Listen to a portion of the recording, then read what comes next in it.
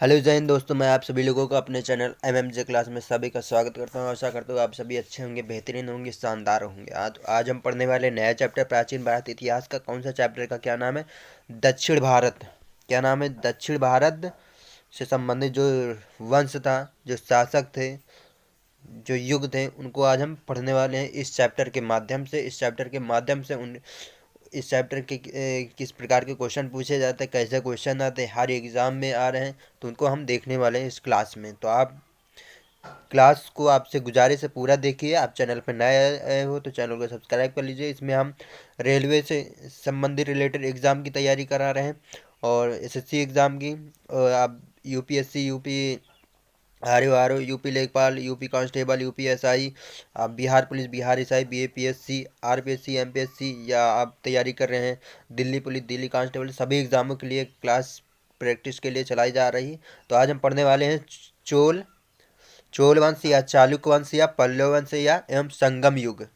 इन सभी वंश से या युग से जो क्वेश्चन बनते हैं, आज हम इस चैप्टर के माध्यम से जानने वाले हैं। महत्वपूर्ण चैप्टर जो आए हुए हैं क्वेश्चन, आपके एग्जाम में पूछे गए क्वेश्चन, उनकी आज हम प्रैक्टिस करने वाले हैं। तो आपसे गुजारिश, निवेदन, क्लास को पूरा देखिए। आप चैनल पर नए हैं तो चैनल को सब्सक्राइब कर लीजिए, अपने दोस्तों और भाइयों के साथ भी शेयर कीजिए जो लोग गवर्नमेंट एग्जाम की तैयारी कर रहे हैं। चलिए, फॉर ऑल एग्जाम देखो लिखा है SSC, CGL, CHL, MTS, GD, NTPC, group D, LP technician, JE, RPF SI, RPM constable, UPSI लेखपाल, यूपी आरओआर, यूपीएससी, एमपीएससी, सभी एग्जामों के लिए वन डे जितने भी ऑल गवर्नमेंट एग्जाम हो रहे हैं सभी एग्जामों के लिए। तो चलिए बिना टाइम वेस्ट के क्लास को स्टार्ट करते हैं। आज का पहला क्वेश्चन है, 9वीं शताब्दी ईस्वी में निम्नलिखित में से किसके द्वारा चोल साम्राज्य की नींव पड़ी थी? किसके किसके साम्राज्य में की नींव डाली गई है? कौन सी नींव? किसके द्वारा चोल साम्राज्य की नींव डाली गई? तो याद रखिएगा किसके द्वारा पड़ी है। तो विजयालय के, किसके द्वारा? विजयालय के द्वारा चोल साम्राज्य की स्थापना हुई। बात की जाए आपसे कि चोल साम्राज्य की स्थापना किसी ने की थी, तो विजयालय ने की थी। जो विजयालय जो आरंभ में पल्लव वंश का था। किस वंश का था? पल्लव वंश का एक सामंती सरदार था। याद रखिएगा, पल्लव वंश का एक सामंती सरदार था। विजयालय ने लगभग 871 ईस्वी तक राज्य किया। कितने तक? लगभग लिख लीजिएगा, लगभग कितने राज्य किया था? लगभग 871 ईस्वी तक, 871 ईस्वी तक इन्होंने राज किया। इस वंश में, चोल वंश में शासन किया था विजया वाले ने। ठीक, याद रखिएगा। अगला क्वेश्चन है, चोल वंश का संस्थापक कौन था? तो अभी हमने बताया चोल वंश का संस्थापक कौन था दोस्तों? विजयालय है। कौन है? विजयालय। तो आपका ऑप्शन ए सही रहेगा। अगला क्वेश्चन है दोस्तों, निम्नलिखित में से किस मंदिर परिसर में एक भारी भरकम नंदी की मूर्ति है जिसे भारत की विशालतम नंदी मूर्ति माना जाता है? कहाँ पे है? किस मंदिर परिसर में एक भारी भरकम नंदी की मूर्ति, किसकी मूर्ति है? नंदी की मूर्ति है, जिसे भारत की विशालतम नंदी मूर्ति माना जाता है। तो कहाँ पे है? याद रखिएगा। कौन सा वो मंदिर है ये पूछ रखा है, तो कौन सा मंदिर है? बृहदेश्वर मंदिर। कौन सा दोस्तों है? बृहदेश्वर मंदिर है, जो भारत की विशालतम नंदी मूर्ति माना जाता है। ठीक, नंदी मूर्ति माना जाता है। तो आपका ऑप्शन ए सही रहेगा। अगला क्वेश्चन है, तंजौर का बृहदेश्वर मंदिर निर्मित हुआ था किसके शासनकाल में? किस शासनकाल में? चोल सम्राट के द्वारा। याद रखिएगा। तो किसके द्वारा हुआ था? राज प्रथम के। किसके शासनकाल में? राज प्रथम काल के। ये भी चोल सम्राट के शासक थे। किस सम्राट के शासक थे? चोल सम्राट के शासक थे। याद रखिएगा, किसके शासनकाल में हुआ? राज प्रथम के।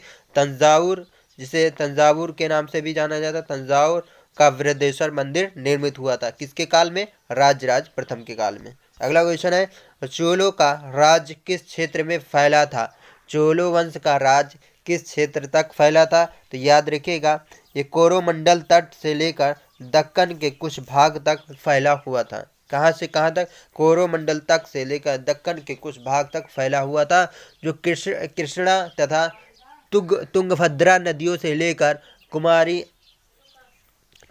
कुमारी अंतरीय तक विस्तृत भूभाग। प्राचीन काल में इसे तमिल प्रदेश का निर्माण भी करता है। ये यह जो भूभाग है ये तमिल प्रदेश का वर्तमान में निर्माण भी करता है। याद रखिए, कृष्णा नदी से लेकर तुंगभद्रा नदियों से लेकर कुमारी अंतरिप तक विस्तृत भूभाग जो प्राचीन काल में तमिल प्रदेश का निर्माण करता, वहां तक ये चोल राज्य का क्षेत्र फैला हुआ था। अगला क्वेश्चन है, चोलों की राजधानी क्या थी। अब बात की जाए चोलों की राजधानी क्या थी, चोलों के मतलब चोल साम्राज्य की स्थापना किसने की थी, तो किसने की थी, विजयालय ने की थी। किसने की थी, विजयालय ने की थी।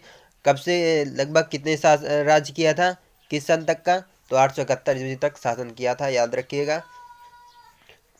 चोल वंश कि मतलब कहाँ से कहाँ तक मतलब इसका क्षेत्रफल था, तो कृष्णा नदी से लेकर तुंगभद्रा नदियों से लेकर जो कुमारी अंतरिप तक विस्तृत भूभाग जो प्राचीन काल में तमिल प्रदेश का निर्माण करता वहां तक फैला था। याद रखिए, चोलों की राजधानी क्या थी, तो चोलों की राजधानी पूछा है आपसे क्वेश्चन में, तो तंजौर। कौन सी है, तंजौर थी, जो वर्तमान में तंजावुर भी बोला जाता है। इसे वर्तमान में क्या बोला जाता है, तंजावुर। क्या बोला जाता है, तंजावुर बोला जाता है। इसके अतिरिक्त गंगईकोंड चोलपुरम भी राजधानी थी। इसके अतिरिक्त और क्या चोलों की राजधानी थी, याद लिख लीजिएगा, कभी कभार पूछ लेगा आपसे क्वेश्चन में। तो गंगईकोंडापुरम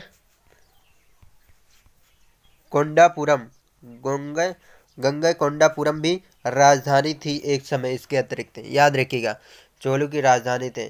संगम काल में चोलों की राजधानी क्या थी, तो संगम काल में लिख लीजिएगा, संगम काल में चोलों की राजधानी क्या थी दोस्तों, तो लिख लीजिएगा, हम बोल दे रहे हैं, लिखा न समझ में आया तो हम बोल दे रहे हैं, ठीक। उरैयूर थी। क्या थी, उरैयूर थी। चोलों की राजधानी संगम काल में कौन सी थी, उरैयूर थी। कौन से, संगम काल में कौन से काल में, संगम काल में राजधानी क्या थी, उरैयूर थी, याद रखिएगा। अगला क्वेश्चन है दोस्तों, निम्नलिखित में कौन चोल प्रशासन की विशेषता थी, कौन चोल वंश की विशेषता थी, प्रशासन की विशेषता क्या थी, तो याद रखिए, साम्राज्य का मंडलम में विभाजन, तो आपका ऑप्शन ए सही रहेगा। अगला क्वेश्चन है, चोल काल किसके लिए प्रसिद्ध था, चोल काल जो कोल वंश था किसके लिए प्रसिद्ध था, किसके लिए जाना जाता था अधिकतर, तो याद रखिए, ग्राम पंचायत के लिए, ठीक, ग्रामीण सभाएं के लिए, याद रखिए, इसके लिए चोल काल प्रसिद्ध था। अगला क्वेश्चन है, चोल युग प्रसिद्ध था निम्न के लिए, किसके लिए प्रसिद्ध था, तो याद रखिएगा, ग्रामीण सभाएं के लिए, ग्रामीण पंचायत के लिए, ग्रामीण सभाएं के लिए प्रसिद्ध था, तो आपका ऑप्शन बी सही रहेगा। अगला क्वेश्चन है, किस दक्षिण भारतीय राज्य में उत्तम ग्राम प्रशासन था, किस दक्षिण भारतीय राज्य में उत्तम ग्राम प्रशासन था, याद रखिएगा, तो चोल वंश। किस काल में, चोल वंश प्रशासन में या चोल वंश काल में, चोल वंश में, याद रखिएगा, भारतीय राज्य में उत्तम ग्राम प्रशासन था। अगला क्वेश्चन है, कुशल ग्रामीण प्रशासन के लिए प्रसिद्ध राजवंश कौन था, तो कौन सा था कुशल ग्रामीण प्रशासन या ग्रामीण पंचायत, ग्रामीण सभाएं किसके लिए प्रसिद्ध था, किस राजवंश के लिए, तो चोल राजवंश के लिए, तो आपका ऑप्शन ए सही रहेगा। अगला क्वेश्चन है, कौन सा मध्यकालीन भारतीय साम्राज्य व्यापक स्तर पर स्थानीय स्वशासन के लिए प्रसिद्ध था, तो कौन सा प्रसिद्ध था दोस्तों, चोल। किसके लिए क्या लिखा हुआ, भारतीय साम्राज्य व्यापक स्तर पर स्थानीय स्वशासन के लिए प्रसिद्ध था चोल वंश, तो आपका ऑप्शन बी सही रहेगा। अगला क्वेश्चन है दोस्तों, चोलों के अधीन ग्राम प्रशासन के बहुत से ब्यौरे जिन शिलालेखों में है वे कहाँ हैं, तो दोस्तों उत्तर मेरूर में। कहाँ पे दोस्तों, उत्तर मेरूर में, तो आपका ऑप्शन डी सही रहेगा। अगला क्वेश्चन है, चोल शासकों के शासनकाल में निम्नलिखित में से कौन सा वारियाम उद्यान प्रशासन का कार्य देखता था, तो कौन कार्य देखता था, तो याद रखिएगा, टोटवारियम। कौन, टोटवारियम जो था चोल शासकों के शासनकाल में वारियम उद्यान प्रशासन का कार्य देखता था। टोटवारियम क्या देखता था, वारियम उद्यान प्रशासन का कार्य देखता था, आपका ऑप्शन सी सही रहेगा। अगला क्वेश्चन है, चोल काल में निर्मित नटराज की कांस्य मूर्ति प्रतिमाओं में देवकृति प्रायः है, देवकृति क्या थी प्रायः, याद रखिएगा, चतुर्भुज। क्या थी दोस्तों? चतुर्भुज थी। तो आपका ऑप्शन सी सही रहेगा। अगला क्वेश्चन है, निम्नलिखित में से किस को दक्षिण भारत के विशेष कर काल नहीं रहेगा यहाँ दोस्तों, चाल लिख लीजिएगा, चोल युग। कौन सा? चोल युग के स्थापत्य के विश्व में श्रेष्ठतम प्रतिमा रचना माना जाता है। चोल युग के स्थापत्य के विश्व में श्रेष्ठतम प्रतिमा रचना माना जाता है। तो कौन सी है दोस्तों वो? नटराज। कौन सी है? नटराज। तो आपका ऑप्शन भी सही रहेगा। अगला क्वेश्चन है, चोल शासकों के समय में बनी हुई प्रतिमाओं में सबसे अधिक विख्यात हुई है। चोल शासकों के समय में जो बनी प्रतिमा है वो सबसे अधिक विख्यात कौन सी प्रतिमा है, ये पूछ रखा है इस क्वेश्चन में। तो दोस्तों कौन सी थे? नटराज शिव के कांस्य की प्रतिमाएं। कांस्य की, नटराज शिव की कांस्य की प्रतिमाएं बहुत विख्यात थी। चोल शासकों में जो समय प्रतिमा बनी थी उस समय नटराज शिव की प्रतिमाएं सबसे विख्यात थी। अगला क्वेश्चन है, नटराज की प्रसिद्ध कांस्य मूर्ति किस कला का उदाहरण है? किस कला का उदाहरण है, ये पूछ रखा है। तो आपका ऑप्शन ए सही रहेगा दोस्तों, चोल कला के लिए। चोल कला के लिए। ठीक। अगला क्वेश्चन है, व्यापारी चीन में किसके कार्यकाल में भेजे गए थे? जो व्यापारी भारत से चीन के लिए भेजे गए थे, किसके कार्यकाल में, किसके शासन में भेजे गए थे, ये पूछ रखा है। तो याद रखिएगा, कुलोत्तुंग के शासन में, कुलोत्तुंग के कार्यकाल में भेजा गया था। जो चोल शासक के कुलोत्तुंग प्रथम के शासनकाल यानी लगभग 1077 ईस्वी में 72 व्यापारियों को, व्यापारी या सौदागरों को चोल दूत मंडल द्वारा चीन भेजा गया था। चोल दूत मंडल द्वारा चीन भेजा गया था, लिख लीजिएगा। चोल शासकों कुलोत्तुंग प्रथम के शासनकाल में 1077 ईस्वी में 72 सौदागरों या व्यापारियों को एक चोल दूत मंडल से चीन भेजा गया था। याद रखिएगा, ये पॉइंट लिख लीजिएगा। ठीक। अगला क्वेश्चन है, निम्न में से दक्षिण भारत का कौन सा राजवंश अपनी नौसैनिक शक्ति के लिए प्रसिद्ध था? ठीक, जो अपनी नाविक शक्ति के लिए प्रसिद्ध था। तो कौन सा राजवंश था? याद ही रखिए, चोल वंश राजवंश। तो आपका ऑप्शन ए सही रहेगा। निम्न राजवंशों में से किसके शासन अपने शासनकाल में ही अपना उत्तराधिकारी घोषित करते थे? अपना उत्तराधिकारी घोषित करते थे। तो याद रखिए, कौन से? चोल शासन के लोग। किसके? चोल शासनकाल में ही अपना उत्तराधिकारी घोषित करते थे, अपने ही शासनकाल में। याद रखिए, आपका ऑप्शन भी सही रहेगा। अगला क्वेश्चन है, निम्नलिखित चोल शासकों में जिसने बंगाल की खाड़ी को चोल झील का स्वरूप प्रदान कर दिया, वह कौन था शासक? वह कौन शासक था? याद रखिएगा, राजेंद्र प्रथम। कौन थे? राजेंद्र प्रथम थे। तो आपका ऑप्शन बी सही रहेगा। अगला क्वेश्चन है, गंगैकोंडचोलपुरम की स्थापना किसने की थी? गंगैकोंडचोलपुरम की स्थापना किसने की थी दोस्तों? याद रखिएगा, राजेंद्र प्रथम ने। किसने? राजेंद्र प्रथम ने। तो आपका ऑप्शन सी सही रहेगा। अगला क्वेश्चन है, निम्नलिखित में से किस चोल शासक को चोल गंगम नामक वृहद कृत्रिम झील बनवाने का श्रेय दिया जाता है? जो कृत्रिम झील बनवाने का श्रेय किसको दिया जाता है दोस्तों? तो दिया जाता है राजेंद्र को। किसको? राजेंद्र को। तो आपका ऑप्शन बी सही रहेगा। अगला क्वेश्चन है, किस चोल राजा ने जल सेना प्रारंभ की थी? किस चोल राजा ने जल सेना प्रारंभ की थी दोस्तों? तो याद रखिएगा, राजराज प्रथम ने। किसने? राजराज प्रथम ने। तो नाविक सेना किसके लिए प्रसिद्ध है? किस शासनकाल के लिए? चोल वंश के लिए। याद रखिए ये भी पॉइंट। अगला क्वेश्चन है, चोल शासक का नाम बताइए जिसने श्रीलंका के उत्तरी भाग पर विजय प्राप्त की थी। किस चोल शासक ने का नाम बताइए जिसने श्रीलंका के उत्तरी भाग पर विजय प्राप्त की थी? वह कौन था? याद रखिएगा, राजराज प्रथम ने। किसने? राजराज प्रथम ने श्रीलंका के उत्तरी भाग पर विजय प्राप्त की थी। अगला क्वेश्चन है, चोल राजाओं में किस एक ने सीलोन पर विजय प्राप्त की थी? क्या पूछ रखा है क्वेश्चन में? चोल राजाओं में किस एक ने सीलोन पर विजय प्राप्त की थी? याद रखिएगा, राजेंद्र प्रथम ने। किसने? राजेंद्र प्रथम ने। तो आपका ऑप्शन सी सही रहेगा दोस्तों। अगला क्वेश्चन है, वह चोल राजा कौन था जिसने श्रीलंका को पूर्ण स्वतंत्रता दी और सिंघल राजकुमार के साथ अपनी पुत्री का विवाह कर दिया था? वह चोल राजा कौन था जिसने श्रीलंका को पूर्ण स्वतंत्रता दी और सिंघल राजकुमार के साथ अपनी पुत्री का विवाह कर दिया था?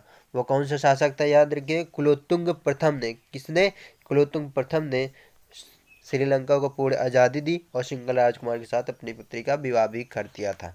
अगला क्वेश्चन है, निम्न में से कौन सी संस्था विदेशी व्यापार से संबंधित थी? कौन सी संस्था विदेशी व्यापार से संबंधित थी? तो याद रखिएगा, नानदेशी नानदेशी जो संस्था थी और मणिग्राम जो संस्था थी, ये दोनों संस्था विदेशी व्यापार से संबंधित थे। तो आपका ऑप्शन सी एंड डी दोनों सही रहेगा दोस्तों। अगला क्वेश्चन है, प्राचीन भारत का निम्न में से कौन सा महत्वपूर्ण व्यापार केंद्र उस व्यापार मार्ग पर था जो कल्याण को वेंगी वेंगी से जोड़ता था? किसे जोड़ता था? वेंगी से जोड़ता था। जो प्राचीन भारत में निम्नलिखित में से कौन सा महत्वपूर्ण व्यापार केंद्र था उसे व्यापार मार्ग पर था जो कल्याण को वेंगी से जोड़ता था? तो दोस्तों आपका ऑप्शन तगर सही रहेगा, तगर, ये आपका ऑप्शन सही रहेगा। अगला क्वेश्चन है दोस्तों, चालुक्य वंश का सबसे महान शासक कौन था? चालुक्य वंश का सबसे महान शासक कौन सा था? तो याद रखिएगा, पुलकेशिन द्वितीय। कौन? पुलकेशिन द्वितीय। आपका ऑप्शन सी सही रहेगा दोस्तों। अगला क्वेश्चन है, निम्नलिखित में से किस वंश द्वारा प्रायः महिलाओं को प्रशासन में उच्च पद प्रदान किए जाते थे? किस वंश द्वारा महिलाओं को प्रशासन में उच्च पद या उच्च पद निर्धारित किए जाते थे या दिए जाते थे? किसके वंश में? किस वंश में? तो याद रखिएगा दोस्तों, चालुक्य के वंश में। किसके वंश में? चालुक्य के वंश में महिलाओं को उच्च पद प्रदान किए जाते थे। अगला क्वेश्चन है, चालुक्यों की राजधानी क्या थी, कहाँ थी? याद रखिएगा, वतापी। कौन सी राजधानी थी चालुक्यों की? वतापी क्या थी? चालुक्यों की राजधानी वतापी थी। आपका ऑप्शन ए सही रहेगा। अगला क्वेश्चन है, कवि कालिदास के नाम का उल्लेख किस में हुआ है? कवि कालिदास का नाम उल्लेख किस में हुआ है? तो दोस्तों याद रखिएगा, एहोल की उत्कीर्ण लेख में। किसके? एहोल के उत्कीर्ण लेख में मिलता है, याद रखिएगा। अगला क्वेश्चन है, संस्कृत के कवि और नाटककार कालिदास का उल्लेख हुआ है। जो संस्कृत के कवि और नाटककार कालिदास का उल्लेख किसमें मिलता है दोस्तों? तो याद रखिएगा, आप एक ही भाषा याद रखिएगा, एहोल के अभिलेख में। ये जहाँ मिल जाए वहाँ पे आप टिक लगा लीजिएगा केवल। और शासक के बात की जाए तो पुलकेशिन द्वितीय के एहोल अभिलेख में। किसके? संस्कृत के कवि और नाटककार कालिदास का उल्लेख हुआ है किसमें? पुलकेशिन द्वितीय के एहोल के अभिलेख में। याद रखिए। आप लोगों को क्लास कैसी लगी? क्लास अच्छी लगी हो तो कमेंट करके जरूर बताइएगा। आप किसी भी एग्ज़ाम की तैयारी, सभी एग्ज़ाम को देखते हुए वनडे एग्ज़ाम को ये क्लास चलाई जा रही है, तो आप निश्चित तौर से क्लास को देखिए। आपको महसूस होगा, फील होगा कैसे क्वेश्चन पूछे जाते हैं और किस चैप्टर से किस तरह के क्वेश्चन आ रहे हैं। उस हिसाब से आप तैयारी रखिए, अपनी बरकरार रखिए, क्योंकि आने वाले एग्ज़ाम में आपको अच्छा फ़ायदा मिलेगा जितना रिवीजन करेंगे। तो आप चैनल पर नए हैं तो चैनल को सब्सक्राइब कर लीजिए ताकि आप तक आसानी से हमारी क्लास पहुंच जाए। आप देखते रहिएगा, डेली पूरी देखिए क्लास, तभी समझ में आएगा दोस्तों। अपने दोस्तों भाइयों के साथ भी शेयर कीजिए जो लोग गवर्नमेंट एग्ज़ाम की तैयारी कर रहे हैं। तो इस चैप्टर के अभी और हैं कुछ क्वेश्चन, उनको भी दूसरी क्लास में लाने वाले हैं। तो चलिए, जय हिंद, जय भारत दोस्तों।